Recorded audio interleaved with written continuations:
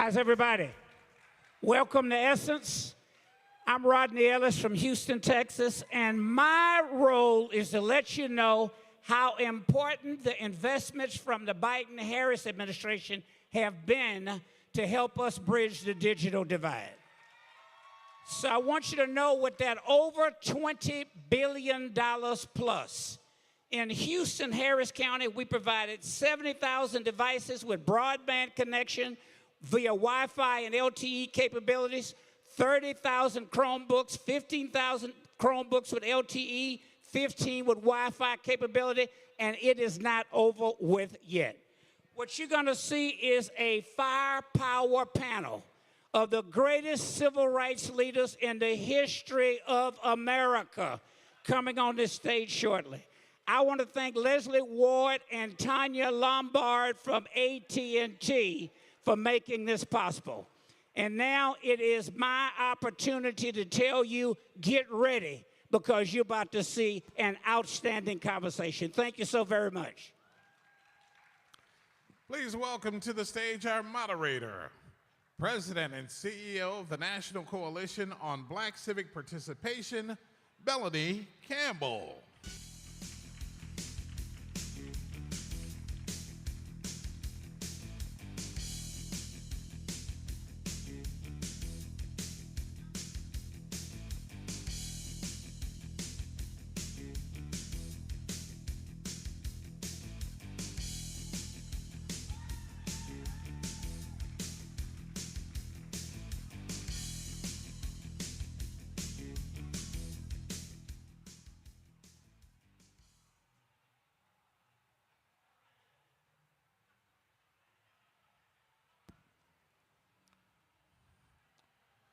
And our panelists, welcome President and CEO of the National Coalition of Negro Women, Reverend Shavon, Arline-Bradley.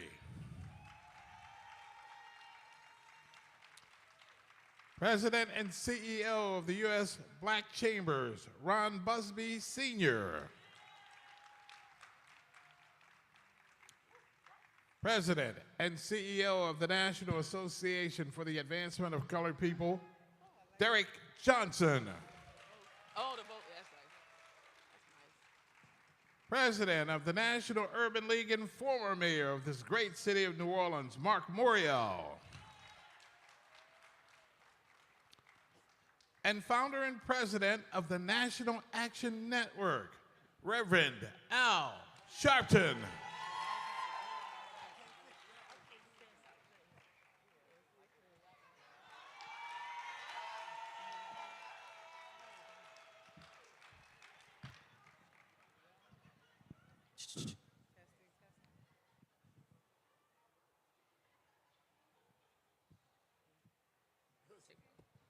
Testing. Oh, there we go. Hello, everybody.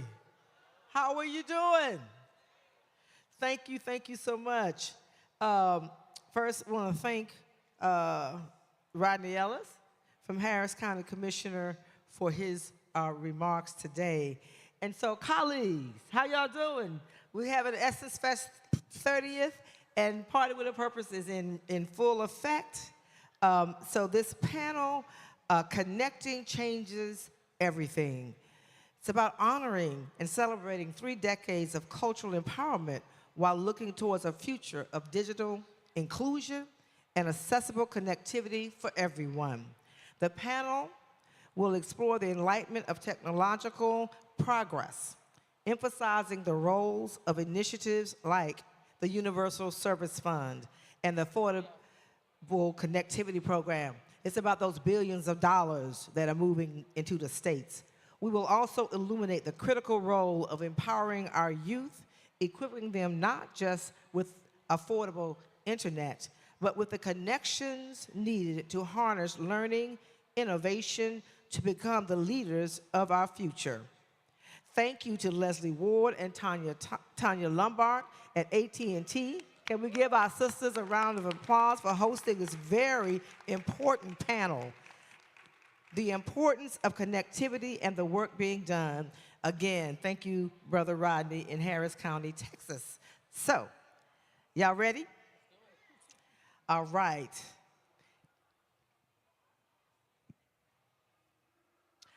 First question.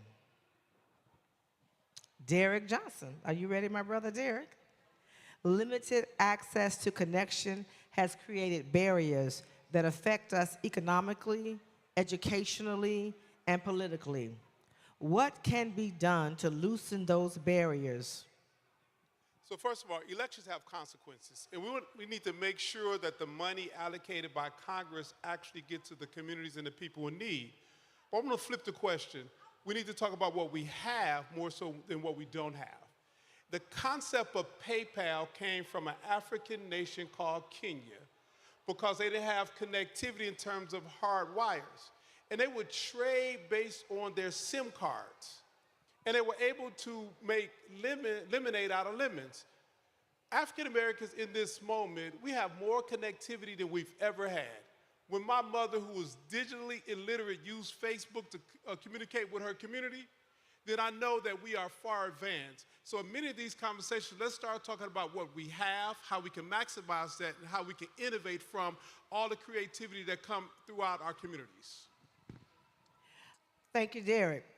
My sister, Reverend Shavon Arline-Bradley. I always mess that up. Sorry. What does digital inclusion look like for our communities? I'm gonna grab that mic back. So first of all, great to be with my colleagues on the line. I think one of the things, and I brought these stats to kind of tell you the real truth about this, digital connectivity means full access to digital options to advance equitable access for all Black communities. Specifically, there's a stat I want you to hear. There was a program called the ACP. When we were on the stage last year, we talked about this, the Affordable Connectivity Program. It is now no longer available. The funding is now dried up.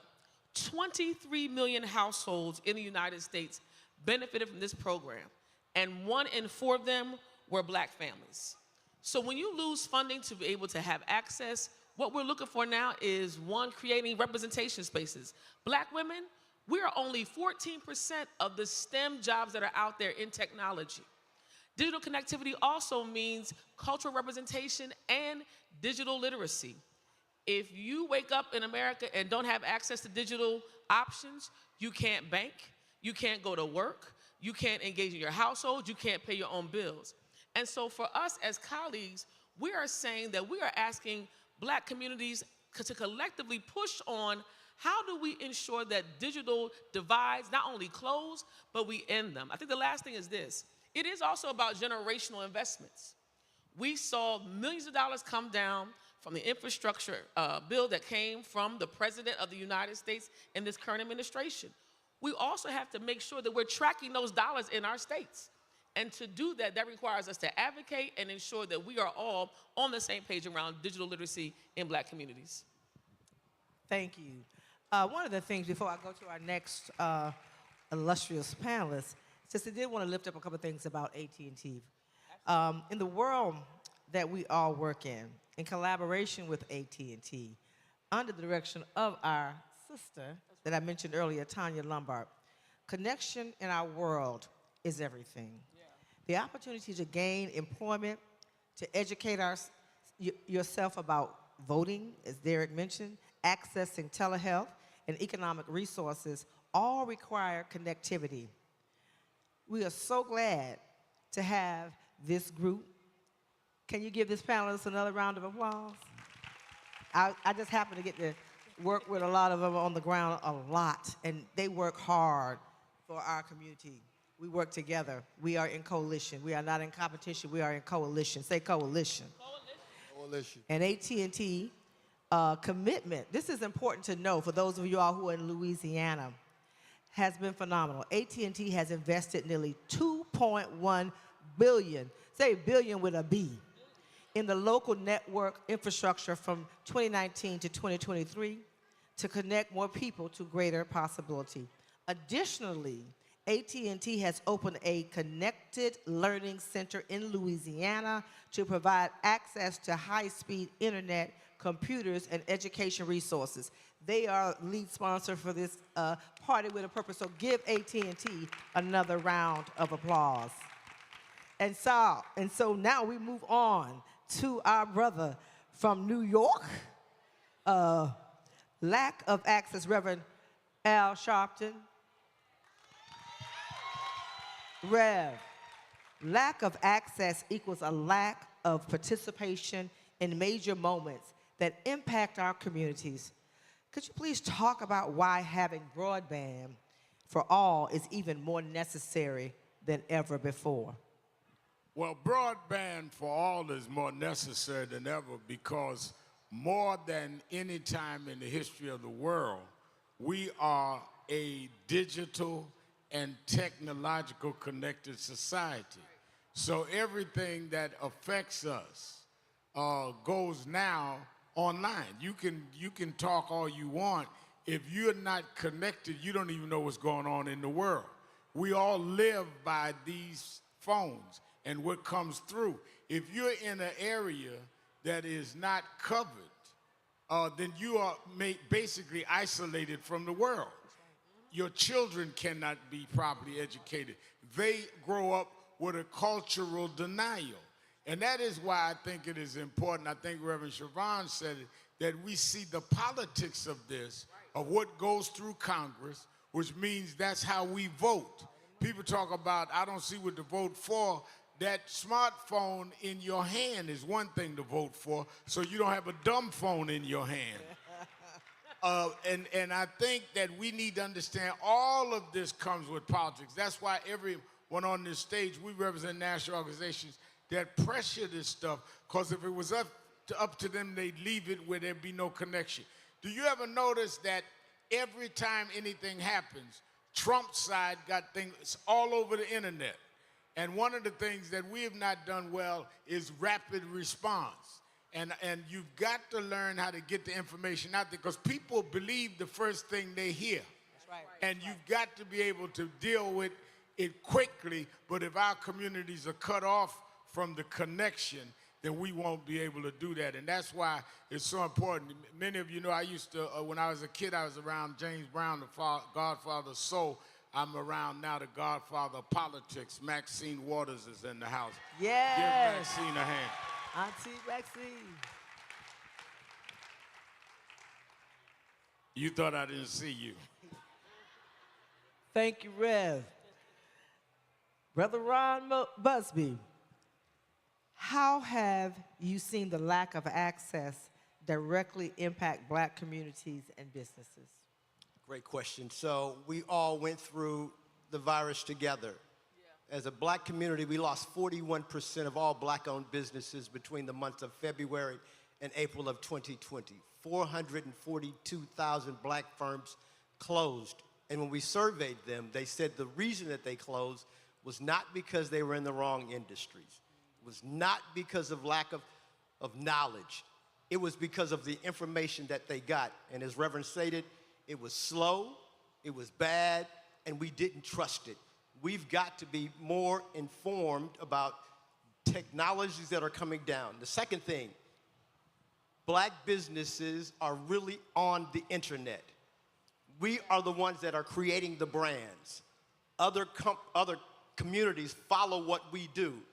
But a Pew report has just been released, and they stated that 41% of all Black families in this country don't have access to broadband.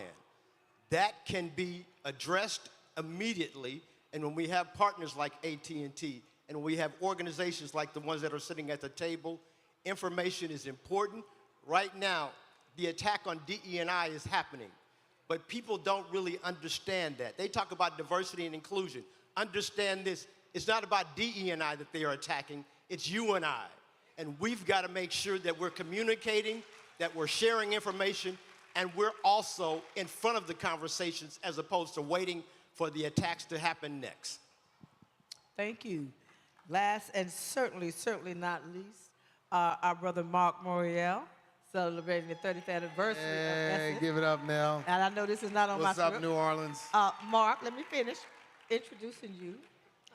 We're on the 30th anniversary. You were the mayor of New Orleans when Essence came to you. So can we give him a round of applause? We're 30 years later, because he grabbed and understood the vision.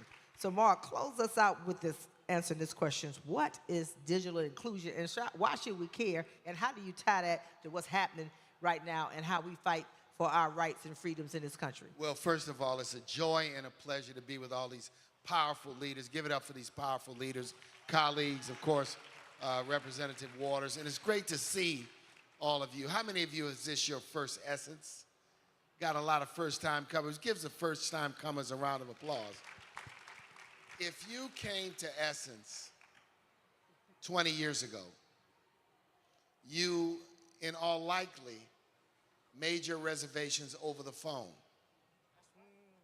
You, in all likely, had a paper ticket and a paper boarding pass. You had a stack of paper money. You checked out of the hotel and got a paper receipt. Most of you today won't touch one single piece of paper. You booked your flight online, your reservations online. I got to tell you, I wish I still had my paper tickets to the concert, because I'm sitting here wrestling. I used to have a stack of tickets. Now I got a whole bunch of stuff in my phone. But the picture I'm painting is how dramatic, in a very short period of time, less than 20 years, our lives have changed. Now, black people may be, if you will, less likely to have a broadband connection in our home. But we are more likely than any other ethnic group in this country to have a smartphone in our hand. And young black people have led the way when it comes to smartphones and the utilization of social media. And this is what's important. Derrick made a very important point that I just want to affirm. We have to think about these challenges that we face by looking not just at the liability side of the ledger, but the asset side of the ledger. I see many, many black women starting businesses out of their own homes, using social media as the primary form of advertising, making use of electronic payment and inventory systems to organize their businesses, with businesses being an important way to close the wealth gap. One element of closing the digital divide that I want everyone to lift up, and that is the opportunity to be part of the wealth creation that the digital revolution is creating.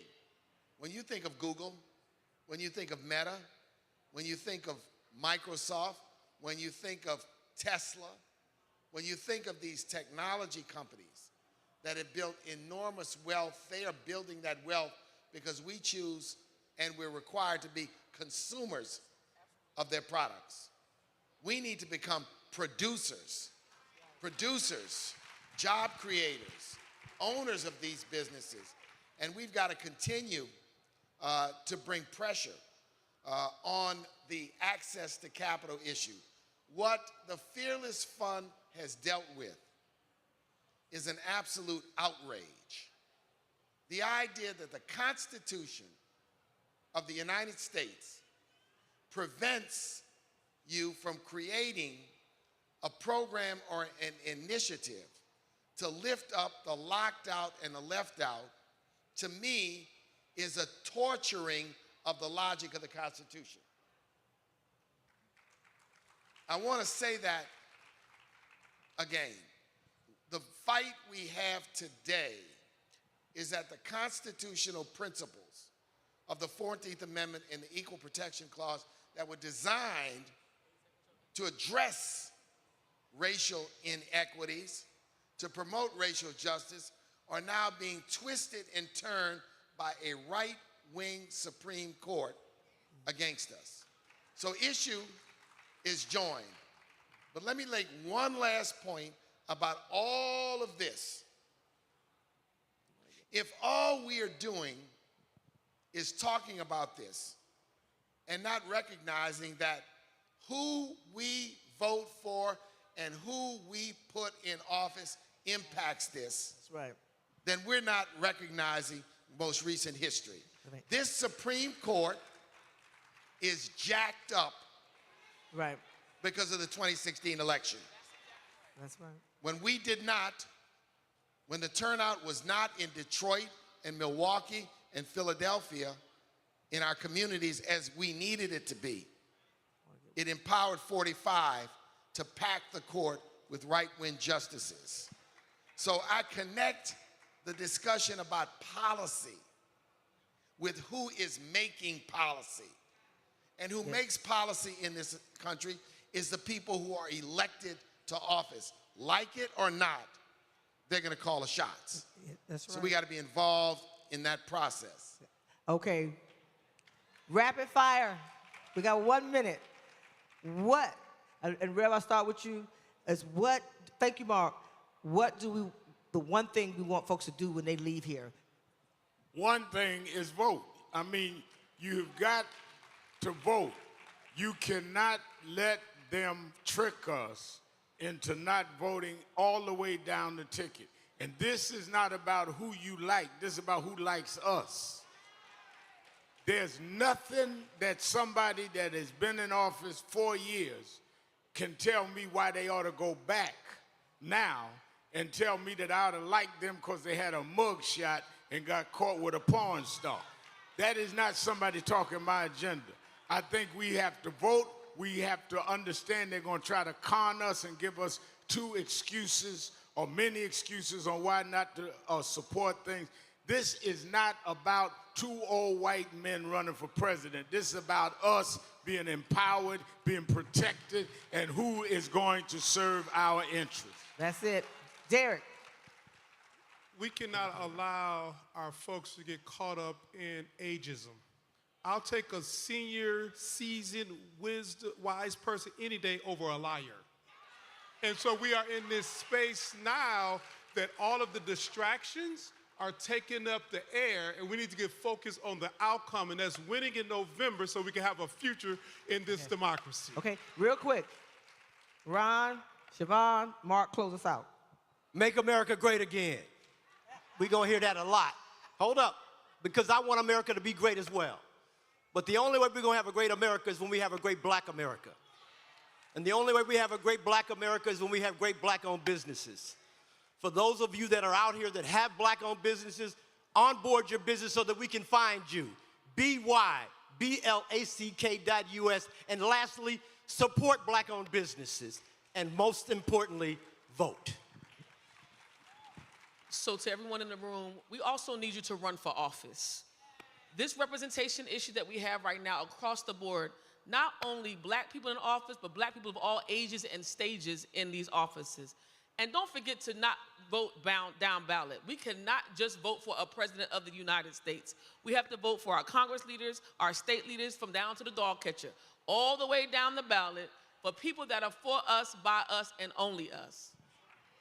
Marc Morial. So, amen, ashe. Amen. Take 10. I'm going to challenge each of you to identify 10 people in your circle, in your family, and be responsible for ensuring that they vote. Okay. When I talk to people here, we're talking to the Church of the Saved. That's right. We're talking to people who I know are civically engaged and leaders and have decided to vote.